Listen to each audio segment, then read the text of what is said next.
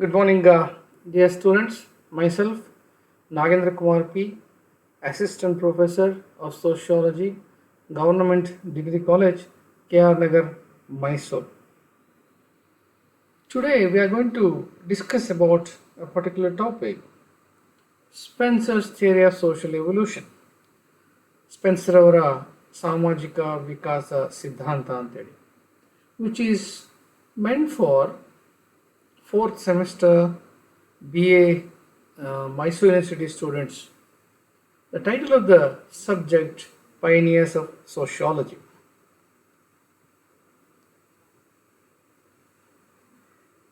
ನೇರವಾಗಿ ನಾವು ವಿಷಯದ ಪ್ರಸ್ತಾವನೆಯನ್ನು ಮಾಡೋದಾದರೆ, evolution theory or the law of evolution is often regarded as the greatest contributions of British sociologist Herbert Spencer. ಅವರ ಒಂದು ಬಹುದೊಡ್ಡ ಕೊಡುಗೆ ಅಂತ ಹೇಳಿ ನಾವು ಹೇಳ್ತೇವೆ. Spencer deals, especially many concepts wherein the first foremost important aspect is evolutionary theory. Spencer's ideas have left an indelible impression on the succeeding writers. ಮುಂದೆ ಬರ್ತಕ್ಕಂತಹ ಬರವಣಿಗೆಗಾರರಿಗೆ ಅದು ಒಂದು ರೀತಿಯ ಆಧಾರವೂ ಕೂಡ ಆಗಿದೆ. It is true that social theories have caused more controversy than those of any other writer in the sociological field. ಸಮಾಜಶಾಸ್ತ್ರೀಯ ಒಂದು ಕ್ಷೇತ್ರದಲ್ಲಿ ಏನಾಗಿದೆ ಅಂತಂದರೆ, ಸಿದ್ಧಾಂತಗಳು ತುಂಬ ಚರ್ಚೆಗೆ, ಟೀಕೆಗೆ, ಕಾಂಟ್ರವರ್ಸೀಸ್ಗೆ ಅದು ಗುರಿಯಾಗಿದೆ. ಯಾಕೆ ಅಂತ ಹೇಳಿದ್ರೆ, the ideas they have created of course will not be much role to play to the others field of science. So ಹಾಗಾಗಿ ಆ ಸಾಮಾಜಿಕ ವಿಜ್ಞಾನಗಳಲ್ಲಿ ಮಾತ್ರ ಅದರ ಚರ್ಚೆ ಬಹಳ ಮುಖ್ಯ ಆಗುತ್ತೆ. ಏನು ಎವಲ್ಯೂಷನ್ ಅಂತಂದರೆ ಏನು? Evolution was one of the most exciting ideas of the 19th century. Its most influential sponsor was naturalist Charles Darwin developed the concept of evolution.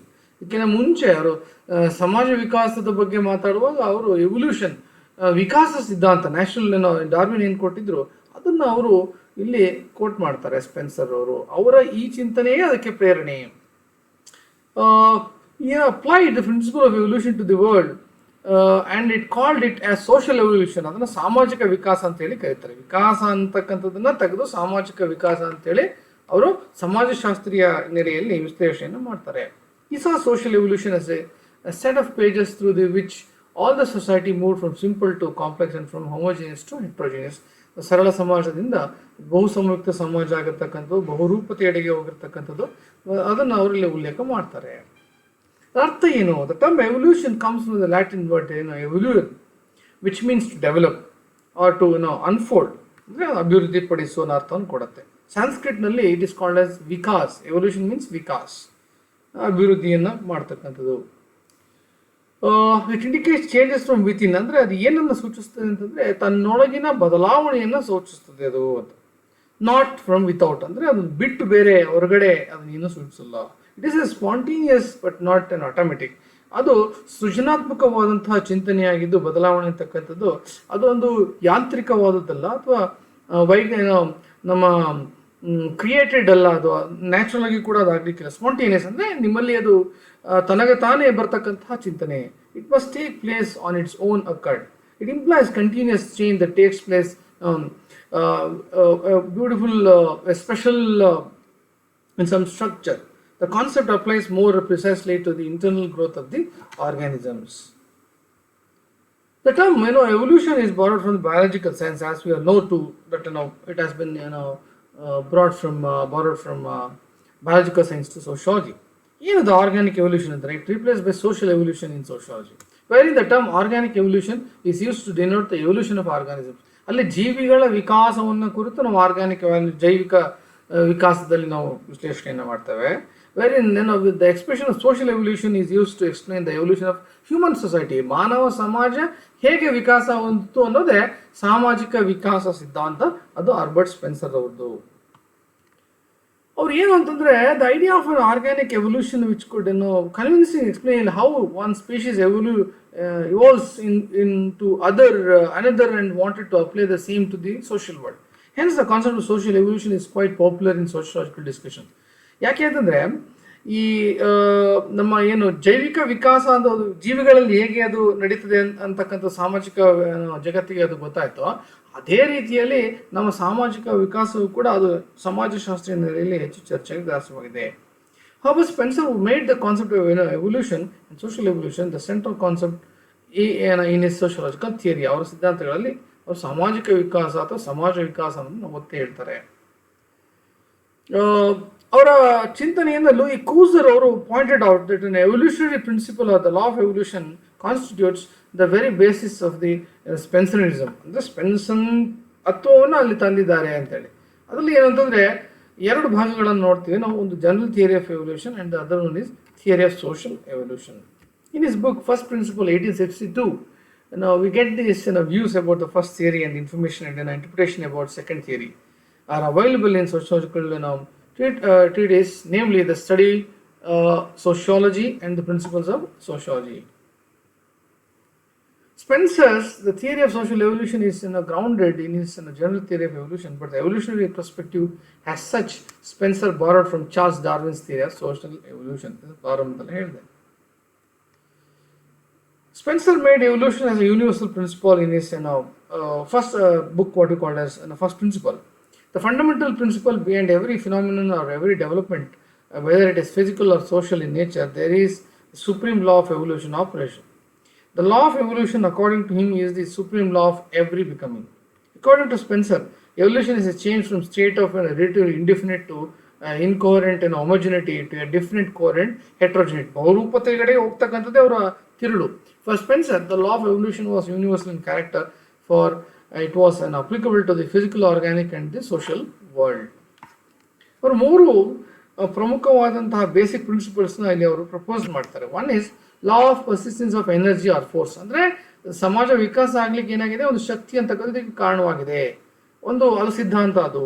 This is persistence of an force in the world. There is the persistence of some sustaining energy in which all phenomena are rooted and upon which all phenomena rest, but this force is itself beyond our knowledge. ಅದು ನಮ್ಮ ಜ್ಞಾನಕ್ಕಿಂತಲೂ ಕೂಡ ಮಿಗಿಲಾದದ್ದು ಅಂತೇಳಿ ಕರೀತಾರೆ. ಮತ್ತೊಂದು the law of indestructibility or unbreakable of matter. The basic elements of matter and energy in the world are neither created nor destroyed. ನಾವು ಇರ್ತಕ್ಕಂಥ ಸಮಾಜದಲ್ಲಿ ಇರ್ತಕ್ಕಂಥ ವಾಸ್ತವಿಕ ಸಂಗತಿಗಳೇನಿದೆ ಅದನ್ನು ನಾವ್ಯಾರು ನಿರ್ಮಾಣ ಮಾಡಿದ್ದಲ್ಲ ಅಥವಾ ನಾವ್ಯಾರು ಅದನ್ನು ಹಳಿಸಿ ಹಾಕ್ಲಿಕ್ಕೆ ಸಾಧ್ಯ ಇಲ್ಲ. But it can be conserve. It means there is a basic indestructibility of element of matter. ಅಂದರೆ ಒಂದು ವಸ್ತು ವಿಷಯ ಅಂತಕ್ಕಂಥದ್ದು ಅದನ್ನು ನಾವು ತುಂಡರ್ಸಕ್ಕೆ ಅಥವಾ ಏನೋ ಮುರಿದಾಕ್ಲಿಕ್ಕೆ ಸಾಧ್ಯ ಆಗೋದಿಲ್ಲ ಅನ್ನೋದು ಒಂದು ಪ್ರಿನ್ಸಿಪಲ್. ಅಂದರೆ ಸಮಾಜ ಆ ಥರನೇ ಇರುತ್ತೆ ಅಂತ. The law of continuity of motion. There is a continuous motion in this world. ಅಂದರೆ ಚಲನೆ ಅಂತಕ್ಕಂಥದ್ದು ಈ ಜಗತ್ತಿನಲ್ಲಿ ನಿರಂತರವಾಗಿ ನಡೀತಾ ಇದೆ. All things continue in motion. As it is the case of matter, motion also cannot be stopped or destroyed. ಚಲನೆ ಅಂತಕ್ಕಂಥದ್ದು ಕೂಡ ನಾವು ಯಾರು ನಿಲ್ಲಿಸಲಿಕ್ಕೆ ಸಾಧ್ಯ ಇಲ್ಲ. When the forms of matter changes, motion also changes. ಅಂದರೆ ಯಾವುದೇ ಒಂದು ವಸ್ತು ಸ್ಥಿತಿ ಅಥವಾ ವಾಸ್ತವ ಜಗತ್ತಿನ ಬದಲಾವಣೆ ಆದರೆ ಚಲನೆಯಲ್ಲೂ ಕೂಡ ಸಹಜವಾಗಿ ಬದಲಾವಣೆ ಆಗುತ್ತೆ ಅನ್ನೋದು ಅವರ ಅಭಿಮತ. ಹಾಗೆಯೇ though energy passes from one to another, it always persists and never disappear, nor does it get extinguished. In terms of the revolutionary stage, Spencer arranged the societies in a series as example, as we can quote that simple ಒಂದು ಸರಳ ಸಮಾಜ, ಬಹು ಸಂಯುಕ್ತ ಸಮಾಜ, ಟ್ರಿಬ್ಲಿ compound ಅಂತೇಳಿ, ಟ್ರಿಬ್ಲಿ compound ಬಹು ಸಂಯುಕ್ತ ಸಮಾಜ, ಆ ಥರ ಅದು ಬೆಳೀತಾ ಹೋಗುತ್ತೆ ಅಂತ ಅವರ ವಿಶ್ಲೇಷಣೆ. It distinguishes between simple societies where headless, those who with occasional headship, those with an unstable headship, and those with stable headship. Compound and double compound, he talks about military society ಅಂತ ಅವರು ವಿಶ್ಲೇಷಣೆ, ಅದಕ್ಕೆ ಇನ್ನೊಂದು ಅರ್ಥ. But classified in terms of complexity of their political organization. Similarly, various types of societies were ranked according to the evolution of their modes of settlement. Whether nomadic, ಅದು ಅಲೆಮಾರಿ ಆಗ್ಬೋದು, semi settled ಅಂದರೆ ಅರೆಮಾರಿ ಆಗ್ಬೋದು, ಸೆಟಲ್ಡ್ ಅಂದರೆ ಅಲ್ಲಿ ಆಗಿರ್ತಕ್ಕಂಥ ಒಂದು ಕಡೆ ನೆಲೆ ನಿಂತಂಥ ಜನಾಂಗ ಆಗ್ಬೋದು. ಅಲ್ಲಿ ಕೂಡ ನಾವು ಒಂದು ಹೈರಾರ್ಕಿಯನ್ನು ನೋಡ್ತೀವಿ. Society generally were set to evolve from simple to compound and doubly compound structure. ನಮಗಿದು ಗೊತ್ತಿದೆ. ನಮಗೆ the stages of compounding and recompounding have to be pass through succession. ಅಂದರೆ ಒಂದು ಅದು ನಿರಂತರತೆಯನ್ನು ಕಂಡುಕೊಳ್ಳುತ್ತೆ ಅನ್ನೋ ಅರ್ಥ. In addition to this classification of societies by their degree of complexity, Spencer proposed another basis of distinguishing between types of societies. ಅದು ಮುಂದೆ ನಮಗೆ ಬರುತ್ತೆ. With peaceful relations come relatively weakened and diffuse systems of internal regulations. With militant relations come coercive and centralized controls. ಅಂದರೆ ಅದು ಒಟ್ಟಾರೆಯಾಗಿ ನಾವು ತಗೊಳ್ತೀವಿ. The industrial type of society in contrast is based on voluntary cooperation individual self restrain ಅಂತೇಳಿ. ಅಂದರೆ ಅದು ಮುಂದುವರೆದು ಅಂತಿಮವಾಗಿ ಏನಾಗ್ತದೆ ಅಂದರೆ ಕೈಗಾರಿಕಾ ಸಮಾಜ ಅಂತಕ್ಕಂಥದ್ದು ನಿರ್ಮಾಣ ಆಗುತ್ತೆ ಅಥವಾ ಬಹು ಸಂಯುಕ್ತ ಸಮಾಜ ಅಂತೇಳಿ ಕರಿತೀವಿ.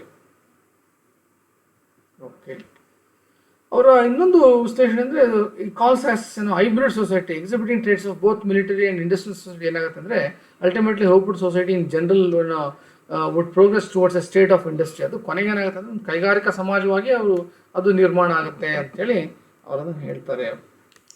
ಸ್ಪೆನ್ಸರ್ಸ್ general theory of social evolution was progress of society towards integration. ಅದು ಐಕ್ಯತೆಗೆ, ಸಾರ್ವಭೌಮತೆಗೆ ಅದು ಕಾರಣ ಆಗ್ತದೆ, ಬಹುರೂಪತೆಗೆ ಕಾರಣ ಆಗುತ್ತೆ, ನಿಖರತೆಗೆ ಅದು ಕಾರಣ ಆಗುತ್ತೆ. As society grows it becomes more complex.